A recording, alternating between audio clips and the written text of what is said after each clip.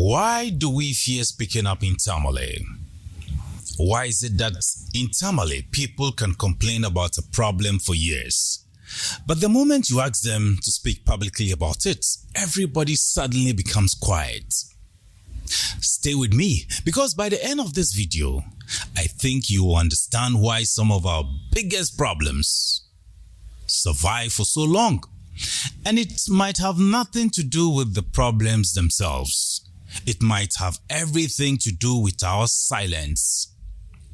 You see, I've been thinking about something lately. Tamale is one of the friendliest places you can ever live. People know each other. Families know each other. Friends know each other. Everybody seems connected to everybody. And that's beautiful. But sometimes, what makes a community strong can also make it difficult to tell the truth. Think about it. A business owner mistreats workers. Everybody talks about it privately. Nobody talks about it publicly. A leader makes a poor decision. Everybody discusses it in WhatsApp groups. Nobody raises the issues where it matters. A service is failing. People complain in taxis. People complain at tea joints. People complain at funerals. People complain at weddings. But somehow, the complaint never reaches the people who can fix it. And I've always found that interesting, because the problem is really lack of opinions. Tamale has opinions, trust me. We have plenty of them. The problem is that many of those opinions never leave safe spaces. And I think I know why. You see, human beings are social creatures. We want acceptance. We want belonging. We want to avoid conflicts. And in close-knit communities, the cost of speaking up can feel very personal. You are not criticizing a stranger. You are criticizing somebody's uncle, somebody's friend, somebody's political ally, somebody's family member, or sometimes even your own family member. So people begin to calculate, if I say this, who will be offended? If I say this, who will stop talking to me? And if I say this, will opportunities disappear? And slowly, honesty becomes expensive. Now, don't misunderstand me. There is a difference between being disrespectful and being honest.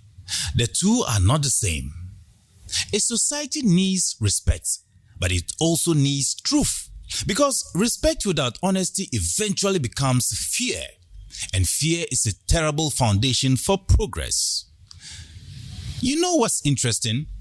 Most people think silence keeps them safe, but silence has consequences too. Every problem that nobody challenges grows stronger. Every bad practice that nobody questions becomes normal. Every injustice that nobody confronts becomes a tradition. And before long, people begin to ask, why isn't anything changing? Meanwhile, change was waiting for courage. You see, history has never been shaped by people who waited for perfect comfort. It has always been shaped by people willing to risk discomfort for something better. Not because they enjoyed conflict, but because they care more about improvement than approval. Now let's return to the question I asked at the beginning. Why do we fear speaking up in Tamale?